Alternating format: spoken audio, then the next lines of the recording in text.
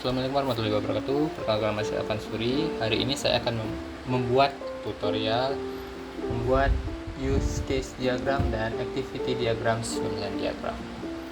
Jadi saya hari ini akan membuatnya tentang OVO Payment Application. Jadi ini kira-kira tabel yang saya buat ini adalah persyaratan kebutuhan fungsi-fungsi yang akan saya buat, atau kalau di use case diagram itu adalah use case yang akan saya buat.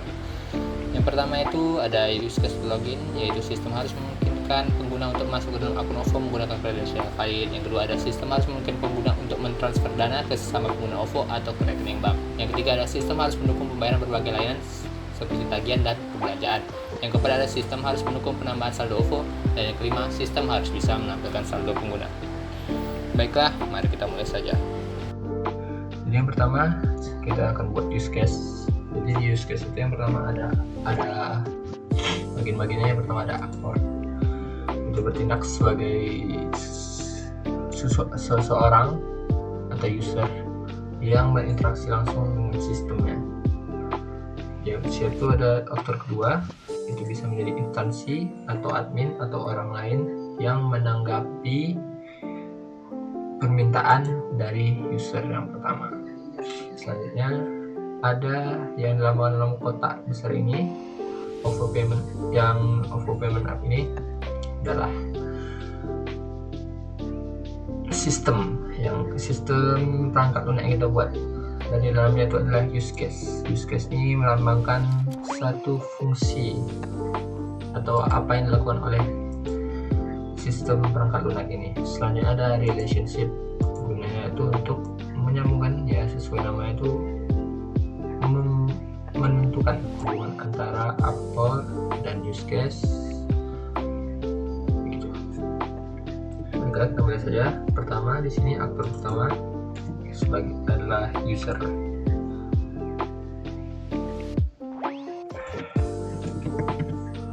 Dan aktor kedua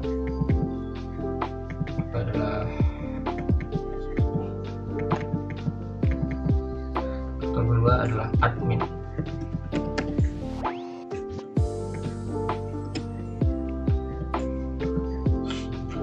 Lanjut, use case yang pertama tentunya kita sebagai seorang harus memiliki fungsi login.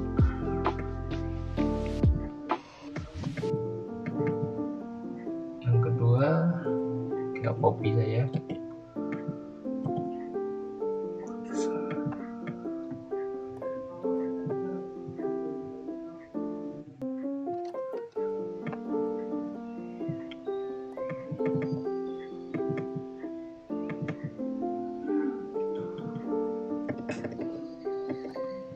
Ada fungsi check balance.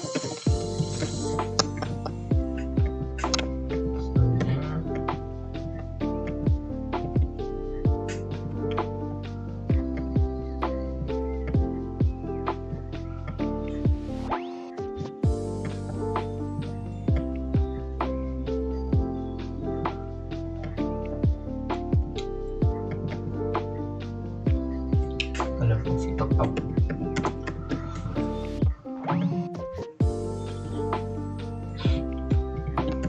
Transfer. Ada fungsi payment. Selanjutnya kita hubungkan seperti pada ini.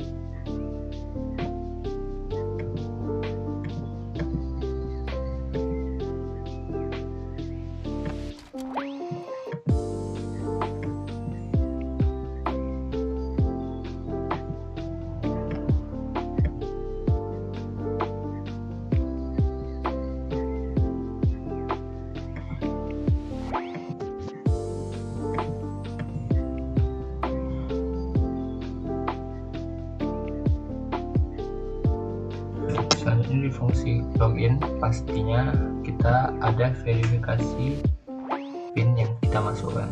Jadi kita lambangkan dengan include, atau suatu fungsi itu fungsi login pasti memiliki fungsi cek PIN atau cek kunci yang di info. Kita bisa lambangkan dengan ini garis, kita buat jadi putus-putus.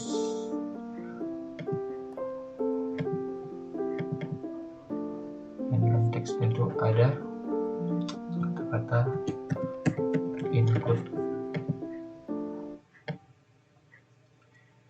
Yang kedua tuh ada jenis extend, artinya jika login gagal dia opsional, tapi fungsinya pasti ada, tapi tidak selalu ditampilkan, yaitu jika login gagal. Login pilot kita lakukan secara panah sebaliknya mengarah ke fungsi utama. Kita teruskan dulu. Setelah itu kita kasih garis datar dan kita kasih keterangan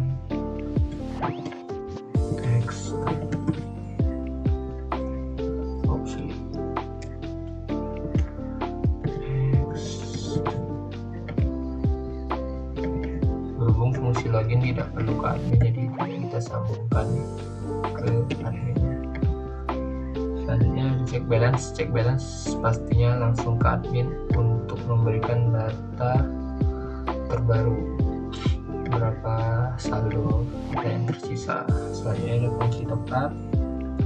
Di top up tuh pasti ada verifikasi dulu karena itu pasti pembayaran, jadi kita tambahkan fungsi verifikasi.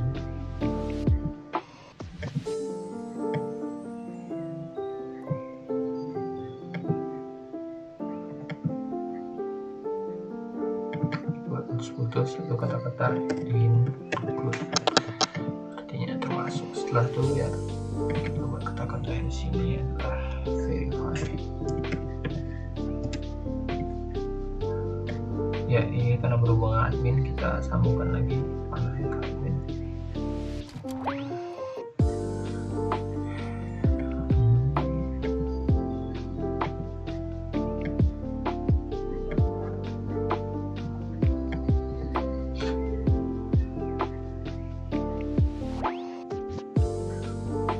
Lagi transfer. Di transfer ini pastinya kita memiliki antara kita mau mentransfer ke sesama pengguna Dana atau kita mau mentransfer yang lain seperti ke pengguna bank. Jadi kita tambahkan X-nya itu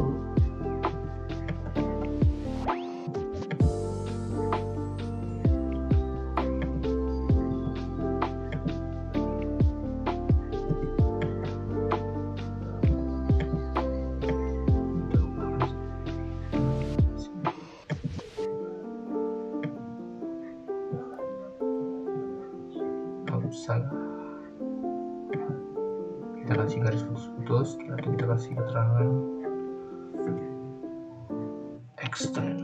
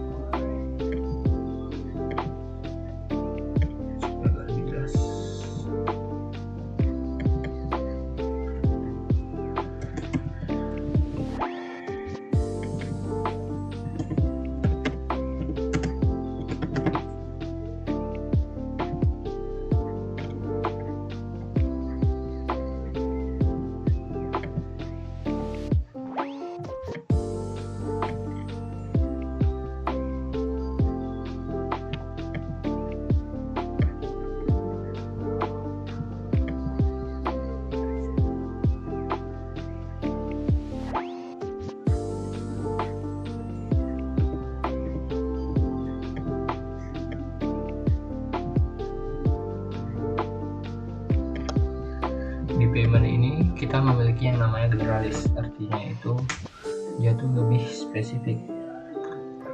Di payment tuh kita memiliki generalis, contohnya bukan saya contohkan, itu ada pembayaran rutin atau rutin payment.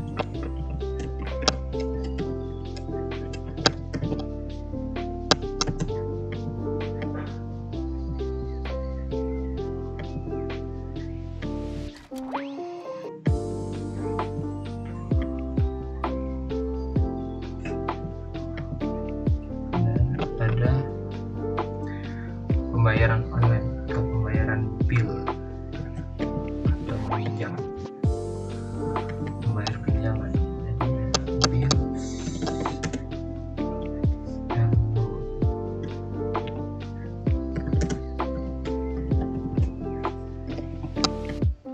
untuk generalis dilambangkan dengan panah, tak perlu diputus-putus, lurus saja menuju ke fungsi payment atau fungsi generalisnya.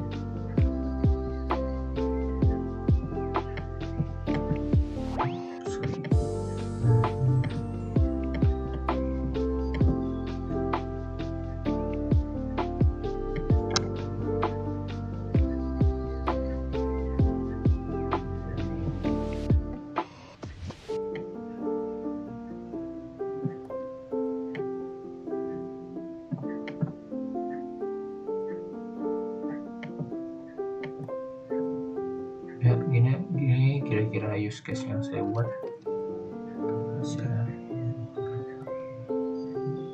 Jadi user melakukan login pasti ada check pin.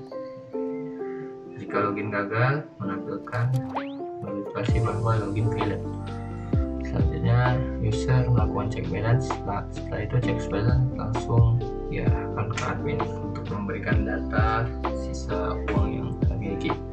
Selanjutnya top up, user melakukan top up, setelah itu dilakukan verifikasi pembayaran, baru diarahkan ke admin. Lanjut ada transfer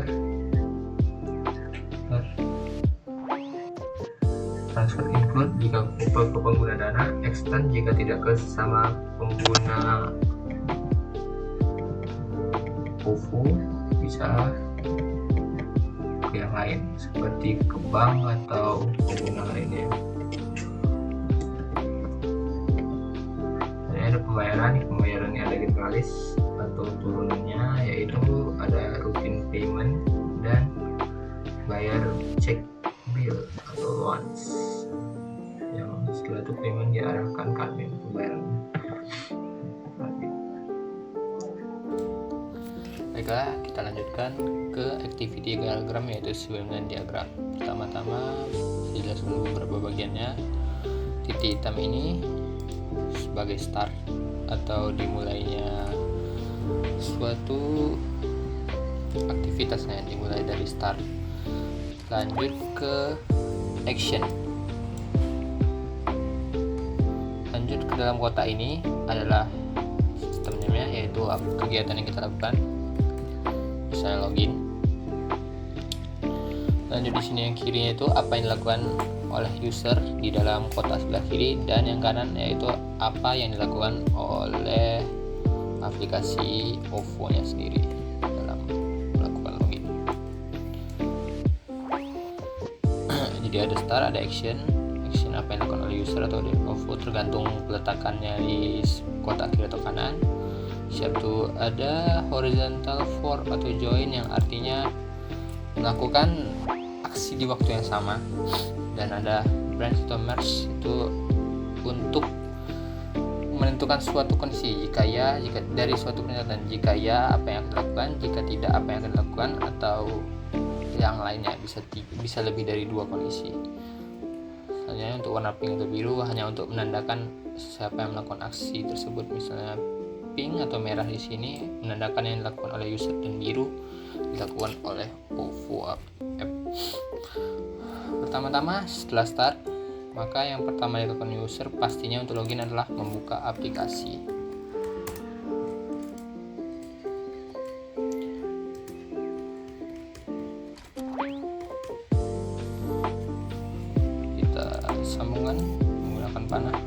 dari start menuju ke user membuka aplikasi. Dari membuka aplikasi ada suatu kondisi,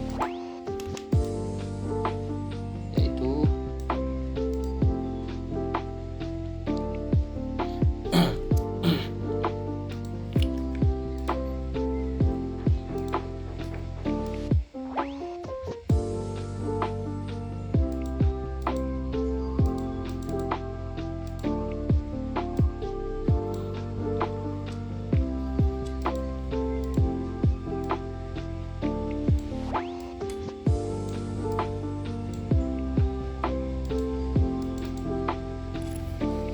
memiliki akun.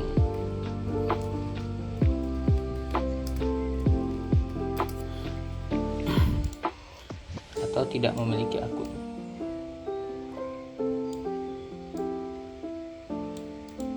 Jika memiliki akun, maka kita akan melakukan login.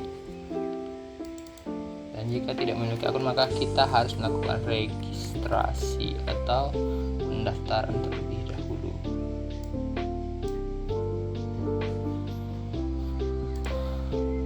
Seperti ini panah. Kita buat kondisinya di sini.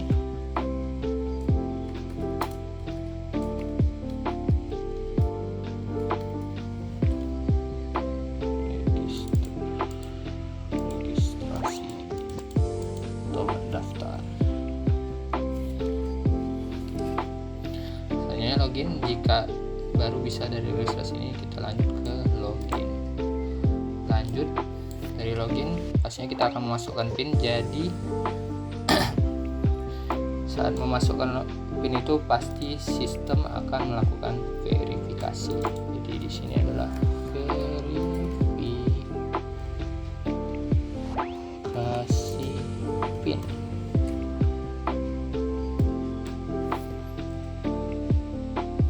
Ya, kita tarik di sini, kita arahkan warna yang sini.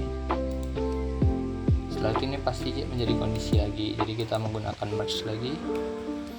Kita letakkan di sini. Oh, salah.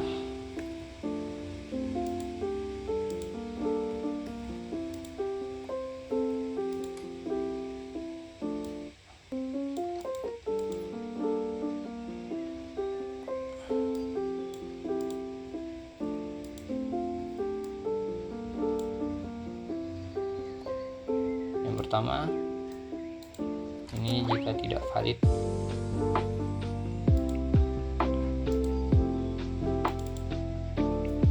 maka akan menampilkan bahwa login gagal. Invalid. Dan jika valid,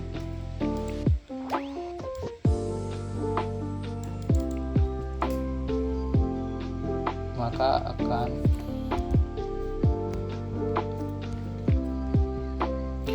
menampilkan opsi top up dan itu.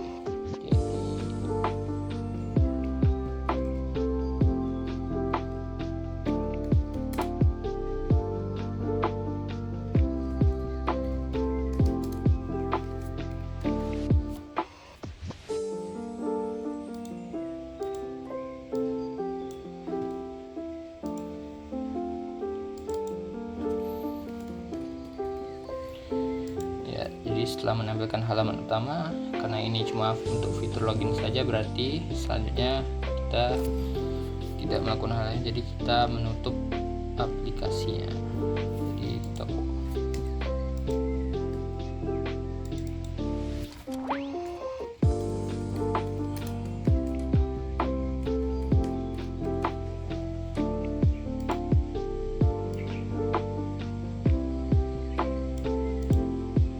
setelah menutup aplikasi berarti sudah selesai semuanya. Kita akhiri dengan menyambungkan panah ke bulat putih ini. Jadi kayak gini kira-kira activity diagram Swinland dari fungsi use case login. Baiklah, setelah fungsi login tadi, ini fungsi lain yang sudah saya buat juga. Yang kedua ada fungsi check balance. Ini check balance. Yang pertama dimulai start, setelah itu user memilih opsi check balance, setelah itu menuju ke arah aplikasi OVO. Jadi aplikasi OVO menerima dan menampilkan saldo user.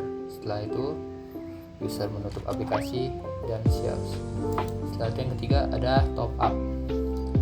Ini top up, belum saya ganti nama atasnya. Jadi user memilih opsi top up, setelah itu memasukkan jumlah nominal yang ingin di top upkan.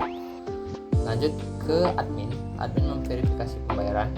Baru setelah itu OVO mengecek. Dari keputusan admin itu kita lihat, jika tidak berhasil atau dianggap tidak terverifikasi, maka aplikasi OVO akan menampilkan bahwa top up tidak berhasil, dan jika berhasil maka saldo bertambah, dan setelah itu menampilkan top up berhasil. Setelah itu kita tinggal menutup aplikasi. Yang keempat ada fungsi transfer. Ini activity diagramnya. Pertama user start, user memilih opsi transfer. Setelah itu menuju ini bisa kita pilih ini, maaf panahnya, sesama pengguna atau ke rekening bank. Jika ke sesama pengguna maka input nomor pengguna, jika ke rekening bank maka ke input nomor rekening, baru input nominal.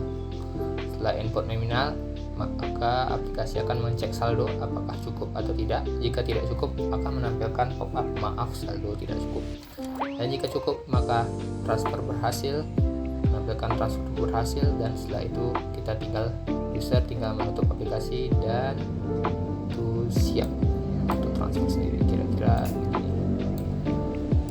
Dan yang terakhir adalah fungsi use case payment. Kayak gini kira-kira payment. User pertama user memilih payment, setelah itu user memasukkan kode pembayaran. User memilih antara pemesanan atau tagihan. Masukkan nominal jika pemesanan maka dan tagihan, sama-sama masukkan nominal pembayaran. Dicek saldonya, jika tidak cukup menampilkan bahwa maaf saldo Anda tidak cukup, dan jika cukup maka transaksi berhasil. Setelah itu tinggal tutup aplikasi dan activity diagram end. Sakit. Kira-kira begitu saja yang bisa saya sampaikan tentang use case diagram dan activity diagram. Mohon maaf atas segala. Terima kasih sudah mau menonton. Saya ucapkan terima kasih.